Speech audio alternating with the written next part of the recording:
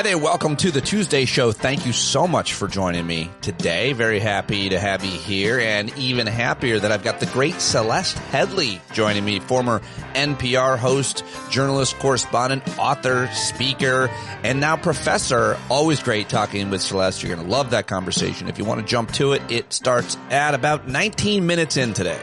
But I've got a clip show and your headlines for you. I'm very much trying to get this YouTube channel off the ground and post videos for folks to help grow the show. So please check us out at YouTube.com at Stand Up With Pete or Substack at Stand Up With Pete. That's the two places I'm promoting the most. And there we go. All right. That's it. Can't do it without you. Patreon.com/Pete Dominick, or you can get a paid subscription at Substack. Hope you're doing good here on a early August Tuesday, and very glad to have you here with me. I've got your headlines. I've got your clips. Let's see.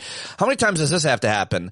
The president of the United States, who still is somehow Donald Trump. I can't believe that this is the timeline that we're in. He says he's going to order yesterday American forces to hold off new strikes against Iran, claiming that the Mideast allies have reached the perimeter of a deal. Remember that? Of the 5-month-old war? Well, parameter, either way. But a related note yesterday, Iran denied any negotiations were being held or planned.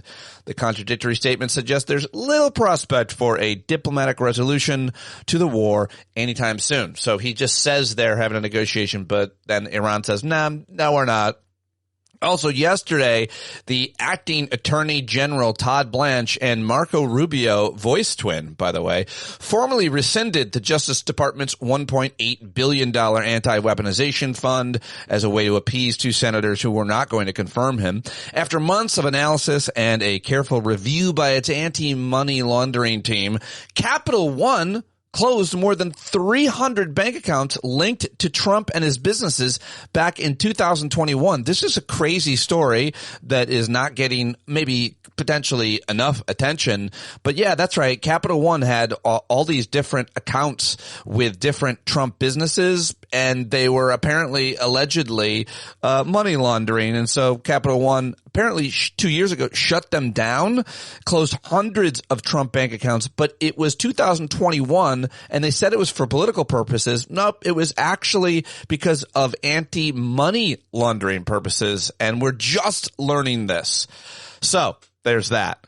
Also, the orange narcissist made a lot more news than just that. Yesterday, he accused Exxon, Mobil, and Chevron of, quote, making too much money off the oil shortage caused by the war in Iran. That guess who started it? He did. That's right. General Fatton said he wants to give Iran every last chance before decapitation, even though there are new negotiations planned. His A-Holiness also baselessly blamed Minnesota Governor Tim Walz for cyber attacks on more than 30 of the state's water systems. He just made it up. And Scammy Davis Jr. reportedly considering firing U.S. Attorney Jeanine Pirro for dismissing the reflecting pool vandalism case after concluding that a, quote, hasty and botched renovation, not vandalism, caused the damage. Yesterday, she was at the White House, and it looked like he was probably going to fire her, but no word that he has still.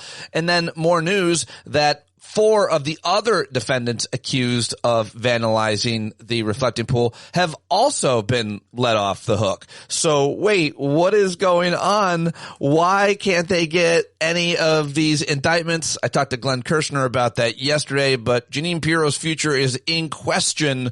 We'll see what happens, but you gotta love it, right? You gotta love it. This is a big, bad, ugly failure for them.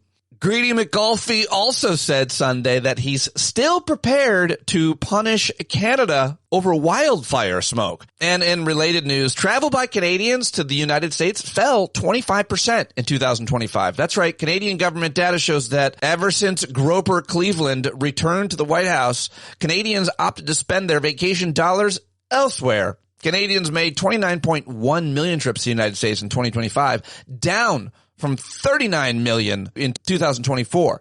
Their travel spending declined $2.3 billion in the U.S. while climbing $2.5 billion overseas. So it's actually happening. The Canadians are boycotting us and spending their money elsewhere, in case you were wondering. Wildfires now in the U.S. in Spokane, Washington, have not been contained as of yesterday. The fires began over the weekend and have forced evacuation of 65,000 people in the Spokane area. I read they destroyed like 100 structures in these fires. So thinking of our friends out in the state of Washington. An update on the cyclospora outbreak. 2 people have now died in Michigan, the state's health department said, making the first 2 fatalities, one of the largest foodborne illnesses outbreaks in the recent U.S. history. So that's not good. And apparently the United States and Japan last week carried out a rare coordinated intervention in foreign exchange markets to stabilize the rapidly weakening Japanese currency, yen, making this the first joint operation of its kind in more than a decade, but not completely unprecedented. Never heard of something like that, don't understand it, and want to learn more about it.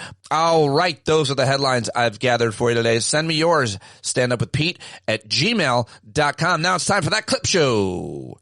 Okay, here are some of the clips that I thought were good. I want to watch them with you. Let's start with my old friend Alicia Menendez reporting this news yesterday. This morning, the 2 Republican holdouts on the Senate Judiciary Committee, John Cornyn and Tom Tillis, released a joint statement saying Blanche had done enough. Quote, "We want to express our gratitude to Mr. Blanche and his staff for working with us on this, and we look forward to voting to advance his nomination out of the Senate Judiciary Committee soon." And so, assuming those senators follow through when the committee meets tomorrow morning, the drama over Blanche's nomination may soon be over, but the controversy over the fund itself is most definitely not. Well, we'll see about that. We'll see if people keep talking about it. We'll see if anything happens with it. But important report yesterday, and that's the latest developments, I think, in that story, although that was yesterday afternoon. But let's get to last night where Rachel Maddow, she works Mondays, and she had Senate candidate from Texas, the great James Tallarico. Everybody's talking about the Tallarico. Anyway, I thought this was interesting. I'm struck by the contrast in the way you just sort of made the case against him there. And that clip that I just played from that John Cornyn brutal primary ad, hitting him on personal ethical issues, the very messy divorce, the allegations of adultery, those expensive vacations that you just referenced. Part of the reason those got a lot of tabloid attention is because he was taking those vacations with a woman who's not his wife. She's also associated with some of the properties that he's been found to have sort of without explanation. I'm wondering if that's a conscious decision from you to avoid what may be salacious charges, but potentially really politically resonant charges about his personal character. I mean, I think the only thing worse than Ken Paxton's personal cheating is his public cheating. I mean, yes, he's betrayed the people closest to him. You mentioned this being the anniversary of his famous mugshot, and that was because he was indicted for securities fraud, for investment fraud. And what's fascinating about that story, I'm not a lawyer, but when you read about what happened, he was scamming his own friends. He convinced his own friends to invest hundreds of thousands of dollars into a tech company, and then he didn't tell them that he was getting a commission off those investments. And so I've said on the campaign trail, if Ken Paxton is willing to scam his own friends for a quick buck, what makes you think he's not going to scam you in the United States Senate? And the last thing I'll say is, I served with Ken Paxton's wife.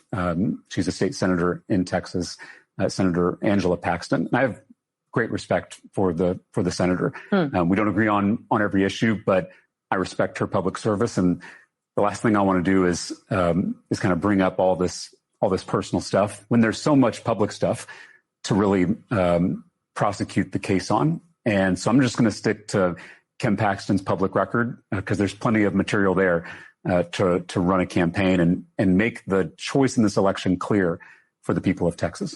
Wow, just wow. That guy gets worse and worse every time you learn something about him. Paxton, that is. Tallarico looks good. I was just thinking while watching that, it would just suck so bad, like emotionally and realistically, if Ken Paxton, who's such a piece of shit, terrible person in every single possible way, wins in Texas, gets more votes than James Tallarico, because it seems easy to water it down to character at this point before you ever even get the policy. And the fact that people either don't know or don't care about character, it's just depressing. it's depressing and it's hard to see. So it looks like Tallarico is up in a poll, which is shocking, but he's like 0.3 or +3 I saw. So we'll see. It's pretty, there's hope. I'm inspired by the guy. And, how about this one? Another Democratic socialist who is running, and I didn't say that Tallarico, didn't mean to say that Tallarico was, but this is Francesca Hong. She is running for governor in Texas, and she was on News Nation. Here's a little of what she had to say. This primary is next week, August 11th. What's radical is that we still have a $7.25 minimum wage. What's radical is that Tom Tiffany is an election denier. What is radical is the fact that folks all across Wisconsin, many don't have access to health care right now. Being able to make sure folks have what they need when they need them from the state is something that I believe many Wisconsinites have actually been telling me that these are the things that they want to prioritize. Sounds like a pretty good message, or pivot away from all these questions about what is radical that these DSA candidates or further to the left candidates are getting, these non-establishment, these non-corporate donored candidates. So I thought that was interesting to share with you. Also wanted to, I thought this was interesting, and Congresswoman Stansbury shared this about her fellow Congressman Fiume's powerful testimony in this hearing last week. And so since she shared it, I figured I'd want to watch it with you as well. Across this country are outraged at what is happening now with these efforts to do away with the African American Museum and all of the Smithsonian. They're outraged because they've lived too many years, been through too many struggles, suffered too many bruises, and clearly have very, very, very little to show for that sojourn here in this country. I want to be real clear about this. If you erase it, we will replace it. It's that damn simple. We don't seem to learn. If anything, we should be looking at history to learn and to make sure that we are taking advantage of what we've learned. You know, it was Abraham Lincoln in 1848 who addressed his countrymen in Edwardsville, Illinois, and he said, and I quote, "When you have succeeded in dehumanizing the Negro, when you have put him down and made it but for him to be, but as the beast of the field, when you have extinguished his soul in this world and placed him where the ray of hope is blown out, as in the darkness of the damned, are you quite sure," he asked, "that the demon you have roused will not one day turn and rend you?" He said, "What constitutes the bulwark of our freedom and our independence? It is not," said Lincoln, "our crown and battlements. It is not our armies and our navies. It is not our bristling seacoast. All those things are not our reliance against tyranny, because they can all be turned against us without having made us weaker for the struggle. Our reliance," he said, "as Americans is in the love of liberty, which God has planted deep within all of us, regardless of how we look and where we come from." He said, "Our reliance is in the spirit of freedom, which prides itself as the heritage of all men in all lands everywhere." Damn. Now I understand why she shared that speech. Very powerful. And he goes on, but I wanted to jump back here and get a few more clips on very powerful Kwesi Fiume of Maryland's 7th District. I think I'm saying his name right. I'm surprised I haven't heard more from him. Really powerful, but I wanted to make sure I shared it before I move on to Lawrence O'Donnell last night. Just nailing it as usual. And I thought his opening was powerful, and, well, always loved his perspective. So here. Todd Blanche has many other transgressions in his time at the Trump Justice Department that require a vote against his confirmation, such as trying to prosecute former FBI Director James Comey for posting a photograph of seashells. Todd Blanche has many more disqualifying ethical strikes against him beyond just the slush fund and the tax amnesty for Donald Trump. So it doesn't take courage to vote against Todd Blanche. It takes common decency. There is absolutely no way a Republican nominee for Attorney General in the 20th century with Todd Blanche's unethical record could possibly have won support of Republicans in the United States Senate. That's the way it used to be. But Donald Trump has corrupted every single Republican senator to some degree. And Donald Trump has corrupted most Republican senators completely. Just completely bent them to his will on everything. Needs to be said, and I like the way he says it. So there you go. Lawrence O'Donnell, well done. Of all the corporate media outlets, I do like many of the hosts, many of the people at MS Now. And I've got criticisms for many of the others, but I like his powerful, dramatic delivery. I think it's effective for a lot of people. To a lot of people. All right, let's wrap it up with some comedy. It's Seth Meyers. He was in the chair last night hosting Late Night with Seth Meyers. Let's watch or listen because it's a video now. Trump said yesterday that the U.S. would launch new airstrikes against Iran, quote, because it's our turn. That's not a good enough reason to keep a war going. It's a military conflict, not Othello. During an Oval Office event yesterday, President Trump said that he has changed the grass growing around Washington, D.C. and added, quote, you know, grass is like human beings. Grass has a life also. Oh, that's interesting. Say, I have a question. Does that mean grass can also get dementia? President Trump said yesterday that he called then President Joe Biden to tell him that Dr. Anthony Fauci was, quote, no good. Okay, well, that's obviously a lie because we all know if you called Joe Biden, you'd still be on the phone right now. Yeah, no, it's great. Did you like the White House? Yeah. You like living here? Yeah. Dr. Anthony Fauci testified yesterday before the Senate Homeland Security Committee on the origins of the COVID-19 pandemic. Please don't be us. Please don't be us, said Taylor Farms. No, we can't handle another one. We've got some good news and some bad news. People are no longer blaming the diarrhea on you.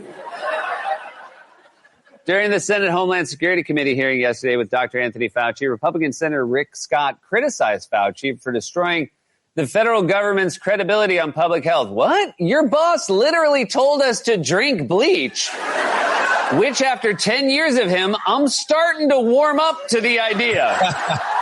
President Trump announced renovation plans yesterday for Washington, D.C.'s Dulles Airport. In case you're wondering why the Hudson News is now a gentleman's club. That's right. President Trump announced renovation plans for Washington, D.C.'s Dulles Airport. How is he not out of things to renovate? I feel like we could have avoided the past 10 years if we just gave him an HGTV show. All right, there you go. That's what I got for you. I guess that was Friday's Seth Meyers. I thought it was Mondays. I stand corrected. My bad.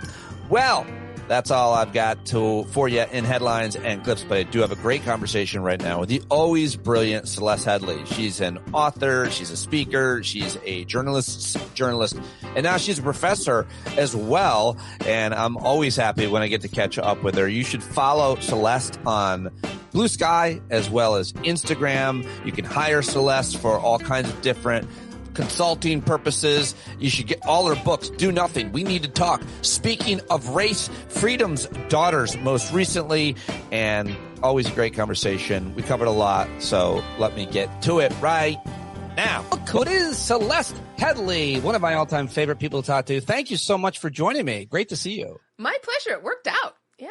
Anybody can be an expert today. I just told you before we hit, start, I'm going to become a YouTube star, or maybe the easier route might be epidemiology, because neither of those look too hard. There's a lot of people with bigger followings than epidemiologists that are, quote, experts on it. The health and human. Oh, yeah. A nutritionist,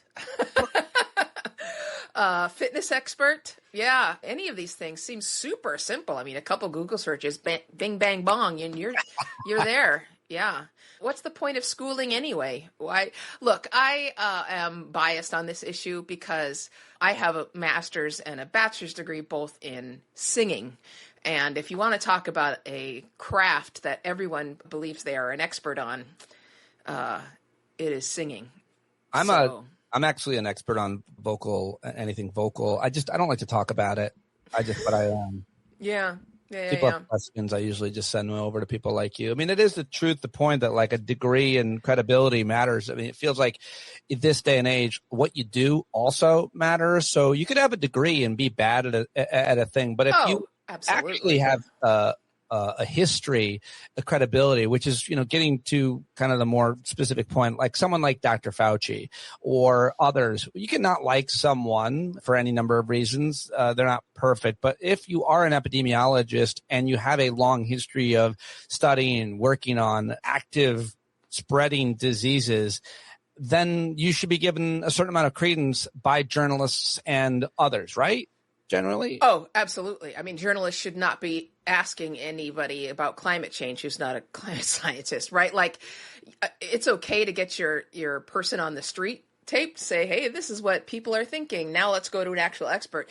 I just feel like, and I feel like I probably posted about this, I just feel like the entire Trump administration, in a few years, Dunning and Kruger are going to come back and be like, we ran this huge experiment in the White House and look, all of our findings were proven to be completely true on incompetence, because it's such a classic example of the confidence of the incompetent. And we're seeing that is stated a cognitive bias where people with low ability, skill, or knowledge in a specific subject greatly overestimate their own competence. RFK Jr. is one of the best examples. Walking, talking, breathing example of it. The Dunning and Kruger effect basically is that you need some level of competence to be able to judge your own competence in something, right? Like, you can be so incompetent that you don't even know what competence looks like. And that's, as you just implied, that's RFK. A great example of what we saw yesterday on CNN. One of the reasons I want to talk to you about that, you watched that interview and you had thoughts about the journalism aspect or ambition, much less the person that was being platformed. I want to get to that, but what you're supposed to do as a journalist, ideally, you have someone on your staff who's actually a science journalist, who has a background in science, so they themselves can understand and interpret things like peer review and different variables that go into research. And then they know what scientists to reach out to write an article, to do a story on. And then they quote them. And they might actually try to find somebody who disagrees with those scientists. Often they do. That's the article. That's journalism. You take it from there in terms of what journalists were supposed to do, whether it be during the pandemic or now, looking at any number of issues. Yeah, and see, here's the thing. If you're going to have, let's say RFK, some journalists will say, well, he's the director of Health and Human Services. You have to talk about him. No, you don't have to interview him. What you can do is bring in an actual expert and say, hey, RFK Jr. said this. What's your response as an expert? The interview that she did, Dana Bash did a perfectly fine job pushing back on him, but we know he doesn't tell the truth. We know that he's incompetent in the very field where he's working right now, and therefore you shouldn't be talking to him. That's not, if your goal is to inform the public, which is what the entire goal of journalism is, inform the public with the highest standard of information that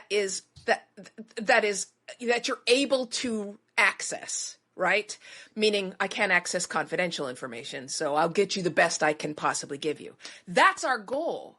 So interviewing RFK does not meet that standard. You're not informing the public. You're misinforming the public. And we know, we have the science that tells us that no matter how much you push back, no matter how many times you correct RFK, in terms of its effect on the audience, that misinformation is getting in, it's actually impacting them, and it's being retained in their memory. So you are misinforming the public. You are doing the exact opposite of what journalism is supposed to do.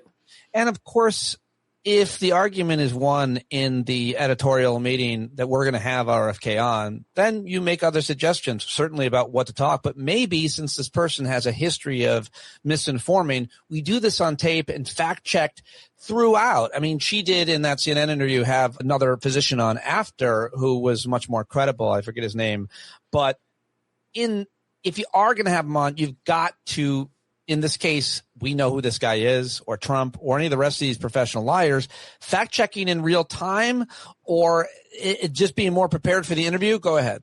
No, you just don't have them on live. I would propose a rule whereas if somebody is on live and lies more than twice, that's the last time they get to be on live. And after that, you edit their interviews so you are not actually allowing them to lie on your air. You yourself are not providing them a platform in order to spread lies. Instead, you edit that stuff out. You can say, during another part of the interview, they made this false claim, or they made this allegation with zero evidence to support it, and you can do that, but they would never be allowed to be on live ever again. That seems to me pretty low bar. Don't lie on our air. This is a news program, and right? The lies are so pernicious, whether it be about WMD or vaccines causing autism, or Tylenol causing autism, or yesterday he said RSV was likely, which killed like all these kids, was likely a lab leak. He also said Lyme disease was also a lab leak. And I think Dana Bash pushed back on one, or the next expert said, no, RSV was not a lab leak. But I knew, because I had looked this up before and because I'd seen him fact check before, Lyme disease, I looked it up.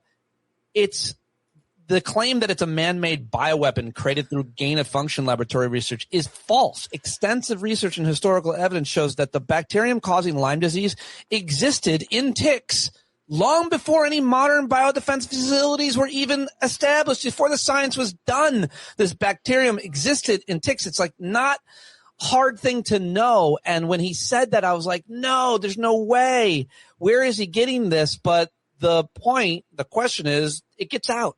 It gets out because he got platform. It doesn't get corrected in real time. And a certain amount of people think this awful disease that so many of us have had, Lyme disease, was because scientists made a mistake and let it out while they were trying to study. Yeah, they weren't calling it Lyme disease. In the Middle Ages, they had those symptoms, and we can look back and say that was probably Lyme disease. But it may have been recent that we called it Lyme disease. But the disease itself is ancient, as is RSV is a respiratory virus, and it kills a lot of older people especially. It is dangerous. It is serious. It is especially serious for anybody who's in any kind of nursing home. All of this stuff is, you say pernicious, but like it's deadly. Yeah, it's deadly. We're talking, to my mind, RFK Jr. is a murderer. By the extent of killing people with intent, he's a murderer. So is Elon Musk, right? I mean, there's different levels of murder. Maybe we wouldn't charge him with first-degree murder, but you would definitely. I think in the Elon Musk case, you're referring to his Doge cuts to USAID, and yes. And he has been called, not just by Celeste, both of these guys. There's been many arguments made by very smart folks who we respect and admire. Celeste happens to be one of a person who I do. So if she says it, it doesn't take much for me. But a lot of people have just added up the amount of people who have died as a result of not getting the vaccine for COVID, or as a result of that experiment that I think RFK consulted the Samoan government not to vaccinate, and tons of kids died there. So there's a connection there. But obviously the cuts in USAID, which some things are just restored, I read this morning, which is amazingly good news. It's not nearly enough, but I was happy to see that the State Department is going to be funding some of the things that they defunded. But the lives lost as a result of those cuts is what you're... I mean, many agencies, credible agencies, have estimated the number of deaths from the USAID cuts. Probably the most influential is The Lancet, which is gold standard in terms of evidentiary peer-reviewed study, and they estimated, and I could be getting this wrong, one of your listeners are always super smart and fact check, which I appreciate. I think by 2030 they said something like 14 or 15 million people would die as a result of the USAID cuts, and the restoration of some of the funding is not going to save all those millions of people. Millions will still die if we don't take back the U.S. government. I mean, there's a few things that occur to me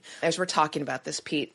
Number one is that I have to assume that everyone is getting the message that the office of the president has too much power, right? I mean, we can all look at the damage that's being done by this one dude, and some of it irreparable. I mean, irreparable damage is when someone dies, right? But there's other irreparable damage happening. The bankrupting of the nation is pretty much irreparable. We can maybe recover from it, but we cannot recover the hundreds of millions that are being lost right now, for example.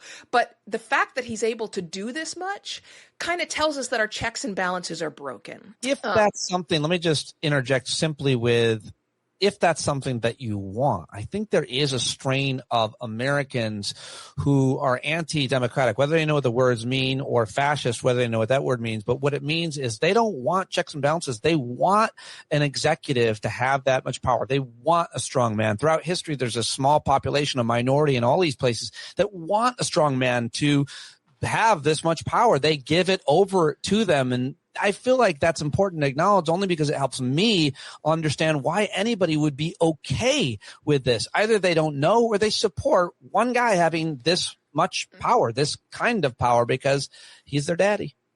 Yeah, we could go into some pretty deep psychological and evolutionarily psychological waters here. You know, I'm pursuing my PhD in social neuroscience. So we could really go into depth onto why there is a certain number of the population. But let me just do one little tidbit here. Yeah. Because this allowing bullies to rise is a very recent development in the history of Homo sapiens. I mean, we're talking maybe 10,000 years. Up to 10,000 years ago, all over the globe, every human society we've been able to study was egalitarian. And they were egalitarian intentionally and very aggressively, meaning that the urge to dominate others is innate in us. It's part of our biological equipment. But the resistance to being dominated is also part of our biological equipment. And so the way that we solved that sort of cognitive dissonance for 99.9% of our history was by very intentionally creating egalitarian societies where no one was allowed to rise. And those who tried to rise through bullying and dominate others were punished. And I mean punished severely in some societies, pre-industrial societies, with capital punishment. We did not tolerate bullies or authoritarians by any stretch of the imagination, and there was zero coming back from that. And that's how we survived. You know, you can imagine why so many biologists and primatologists are concerned about the future of the human race, because we have started to tolerate behavior and even embrace behavior that it could be an existential threat to the species. Well, we certainly have plenty of examples as to what that threat could be, from nuclear bombs, nuclear weapons, to climate AI, change, which is more climate likely. change, virus, change. Yep. Yep. So all of those things are the things that keep us up at night, obviously, I call them. But let me get to another really important issue that I know you're thinking about, which is this bully that is in charge. We've got a few in the world: Elon Musk, Vladimir Putin, and Netanyahu, and they're always men. They're always men. But hey, listen, let me go down that road in a second. I'll man bash in a second. But this family, the Trump family and his minions, are funneling so much money out of the government into their own pockets. And to some extent, it's legal now. They're allowed to, or will there ever be accountability on it? But there's been some great journalism and reporting on it. You've been talking about it on social media and otherwise. What is happening? Why is it so bad? So there's two categories of things here. We can start with the sort of smash and grab, right? The Trump administration, move fast and break things. That was the original Facebook motto. They are moving as fast as they can to extract taxpayer dollars from the federal government. My hypothesis is that they're doing the Steve Bannon flood the zone thing. I don't think they're worrying about whether it's legal or not. They're assuming that some of it, if not most of it, is illegal, but they're also assuming that they're going to be able to get away with some of it. We're not going to be able to litigate or take all of it to court. So I think that's why they're doing this in so many different arenas, taking so much money as fast as possible, because even if they do get caught on some of it, they're still going to walk away billionaires. That's one category. It's just the theft. The other is sort of the legal, how they're spending right? The fact that the Department of Defense had to come back and ICE had to come back to Congress after getting billions of dollars last year and say we're out of money. So then we find out, what did they spend all that money on? Oh, Kristi Noem hired a friend of hers and paid them millions and millions and millions to make a promotional video. There's all those kind of spending, right? Where it's probably illegal, but it's under the auspices of legality. And so they're just spending with wild abandon. Then we have the part where they are actively yet more trying to reduce taxes on wealthy people and on corporations, meaning you're lowering the revenue that's coming in. There's that piece. And there's one final piece, which is that the things they're spending on, like the Iran war, which is unbelievably expensive, covering the statues in DC, on DC bridges in gold, those kind of things that they're spending on, the amount of money it cost us to retrofit that Qatari airliner, and it still is not secure. So at this point, the U.S. Treasury, for every month of this fiscal year, has borrowed $155 billion a month. And at this point, the U.S. taxpayers, through our government, is paying $24 billion a week in interest on its debts. $24 billion a week just in interest. I mean, it's not sustainable, obviously. So there's all these different levels in which they are literally not just emptying the coffers, but digging up the treasure underneath, right? Like they are literally bankrupting this country. That it will break. And let me just say one more thing. They're giving hundreds of millions, if not billions, to AI companies, and AI companies are going to burst. The AI companies, we got this great reporting from a financial newspaper in Japan, which showed that the top 7 AI companies are hiding hundreds of millions of dollars in offshoot debt. And if you recall, you and I are both old enough to remember Enron. Meta alone has over $400 million in off-balance debts right now. And that obviously, that's in addition to the debts they're showing on their balance sheet, showing them that they're not profitable. And then you add another $400 million on top of that, right? When we found this out about Enron, we were literally a couple weeks away from Enron going belly up. So there's several bubbles that are going to burst.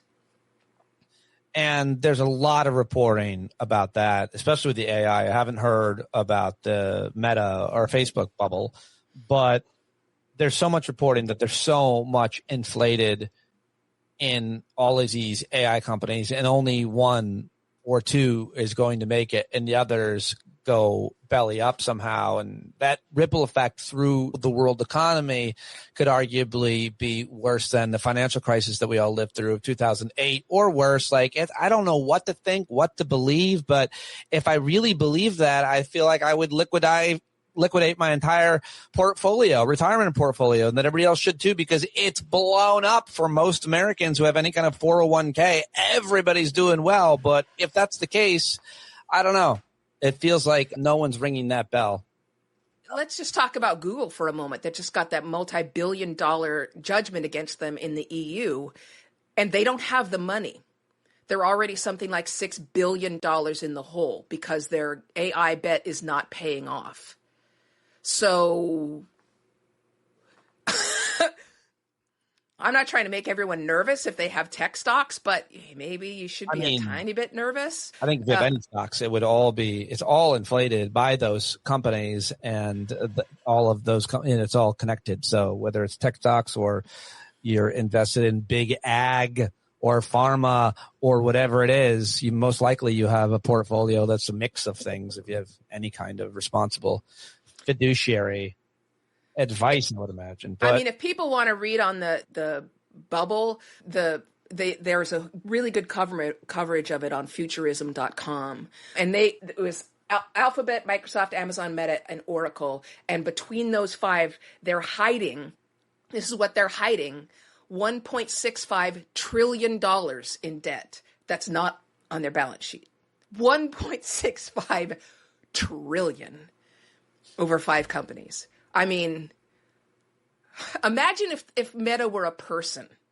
I don't want to do that. I don't like that.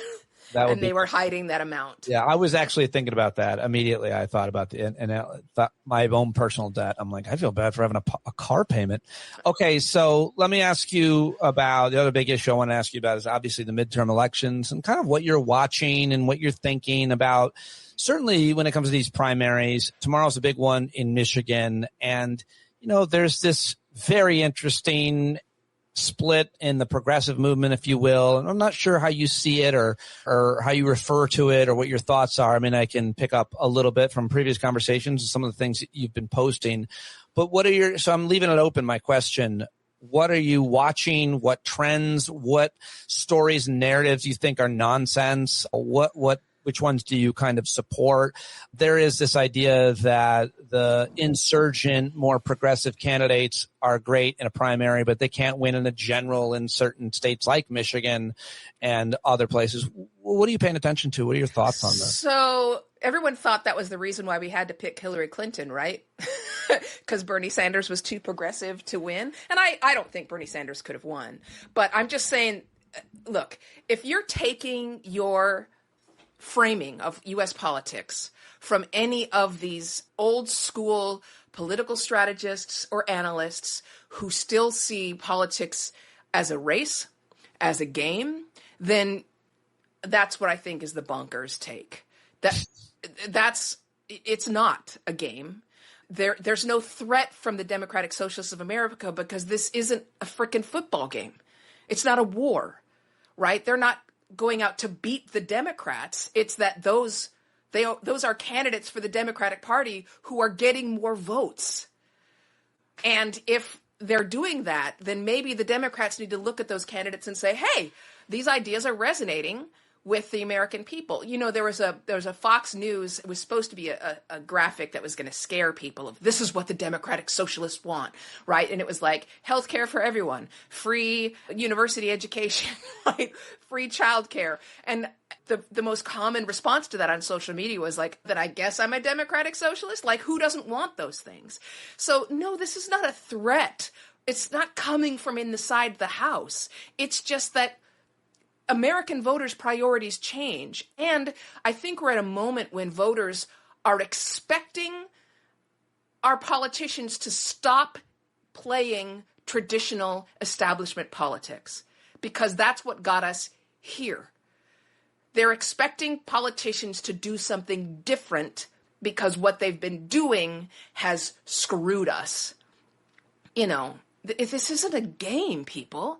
It's not a horse race. The thing that Bernie Sanders said on a Sunday show about some of the, quote, establishment Democrats he was being asked about, I'll call them establishment Democrats, he just simply said that they're out of touch. And it sounds like that's what I'm hearing you say, that a lot of these candidates are resonating because they're in touch. They are from often the community or blue collar or working people that can really relate to the problems that people are having and talk about what they are and even offer solutions. Implementing those solutions is how you get reelected or how you create a brand by actually making action change. But that is the criticism. They're out of touch. Do you think that's true? Yeah. Most of our politicians from any party, all parties, are millionaires. And if they're not millionaires when they get to Congress, they're going to become one soon, which should tell us something, by the way. We know we have robust findings from scientific studies saying that being wealthy lowers your empathy and compassion. That's the truth. And so saying that they're out of touch, yeah, I also think they're incapable, many of them, of actually accessing true feeling and empathy for the average American who's suffering. They're not capable. Lastly, I just wanted to ask you about the election security. There's been a lot of talk about it, obviously, because the commander-in-chief made a big speech, but obviously he hasn't stopped talking about the big lie since he started it. And this legislation that he desperately wants passed that will never get passed, that he's just going to, implement by executive order or just by ordering punishing people. Yeah. Yeah, the Vote Save Act, rather. How worried are you about my throat and my phlegm? How worried are you? You and I have talked about you taking care of your throat before. All right. So how worried am I about the election? I'm not overly worried. Look, some of the most credible experts in election security have said we're okay for now, right? But we have to keep our eyes on the ball. We have to vote.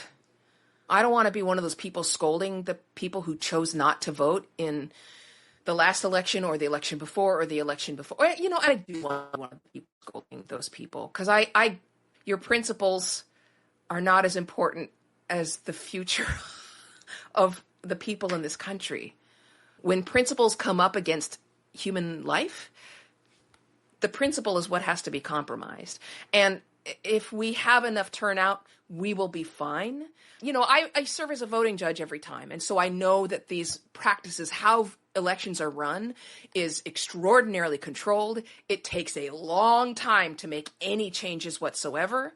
And so I think we're going to be okay, maybe not in red states, but we have to keep our eye on it. And I think that we've already seen some really promising signs that some governors, even in reddish or purple states, are taking moves to ensure that if the National Guard really is deployed, seemingly preparing the secretaries of state and those that are in charge of elections seem to be preparing. They understand, and I think this is important. This is the way I approach it. Like, if it's my job to land the plane, that's my primary focus. If it's my job to run elections, I don't want to get hoodwinked by this asshole or anybody else. I want to make sure that when I'm in charge of elections, the elections are secure. And so that's why our elections have been the gold standard. And also because they're state run. So some do it better than others. But I think what you said is it's hard to make changes in election law. And so so that's another point about why you're feeling fairly secure on it. But it's got to be too big to rig is what I'm also hearing. It really got to turn out.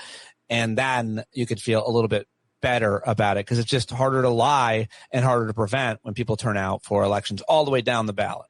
Yeah. And, you know, every single person that volunteers as a judge, I haven't met anybody who doesn't take that as a sacred duty. And I'm not trying to be apocryphal. That is a sacred duty. And you have eyes on you everywhere. We're watching each other so that we don't make mistakes. Every single form needs 4 frickin' signatures on it, including signatures from 2 judges from 2 different parties, right? Like, it's difficult.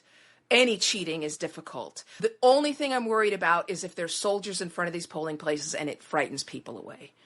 So that's what I'm worried about. But turnout has to be big. It has to be big. I have a feeling like as soon as you said that, I'm like, I think that would bring more people out. That's the kind of thing that, yes, it's scary. And I could see people turning away. Certainly people are more likely to get targeted than others. But I also feel like that's the kind of thing, that kind of heavy-handed tactic to be like, you know what?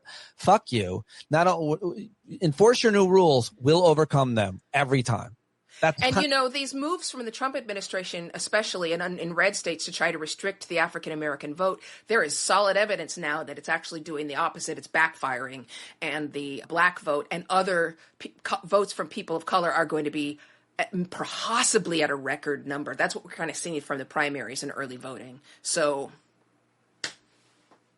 one last question. It's, you know, when Eric Swalwell, everything came out about him, he was gone in a couple weeks and we haven't heard from him since.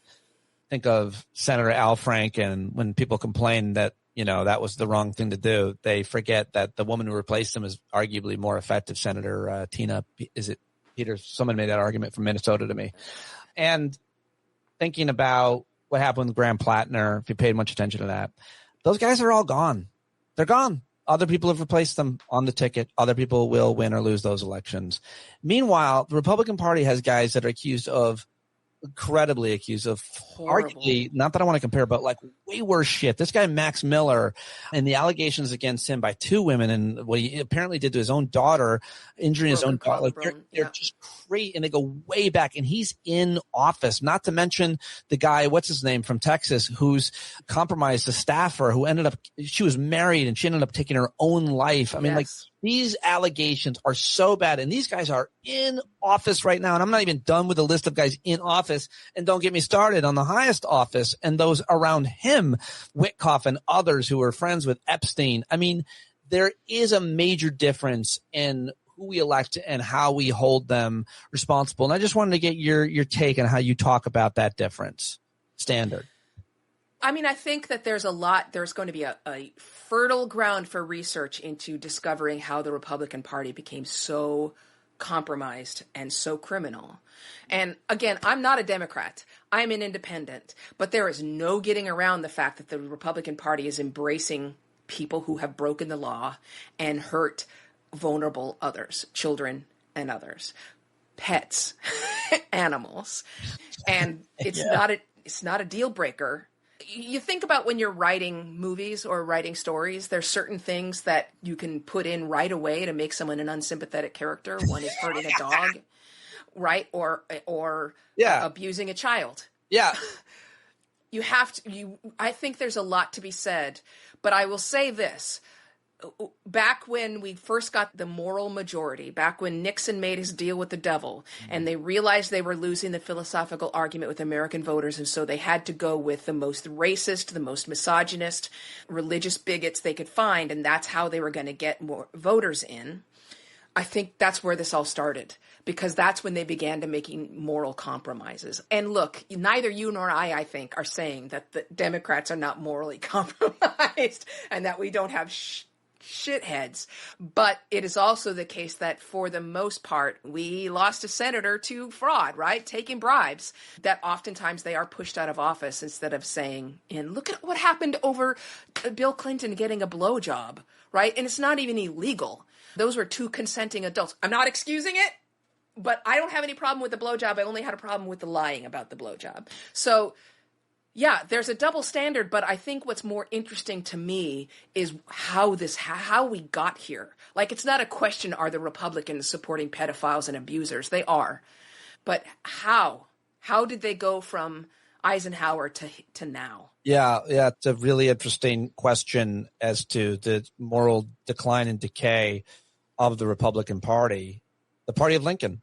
Maybe. I don't know how far back you want to go, but there is a threshold. There is a standard. And you cannot win a primary as a Democrat for almost any office in the land if there are credible accusations that you've done. I'm not even even if it wasn't violent, like there's some just a lot that people won't put up with, and that's not. Plattner had a Nazi tattoo, and he had terrible things he had said about women, and people were okay with that. So there's a bar, and I would put the bar higher.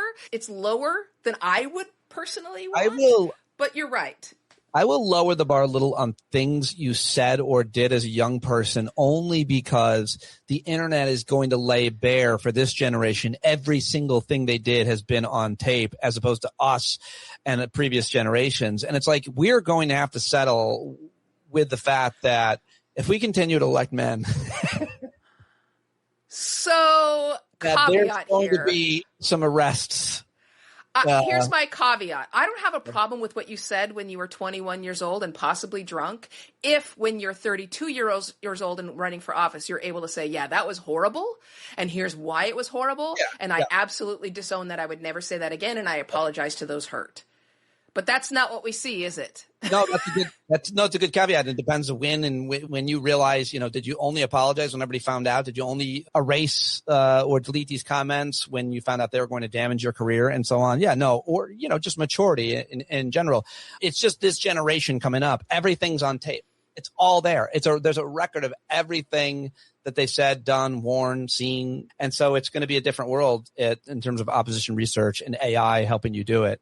Yeah. But that's the future. That's where we're at. All right. I'll let you go. I appreciate it. By the way, I bet on Polymarket before this that you would say blowjob 5 times. So I'm a millionaire.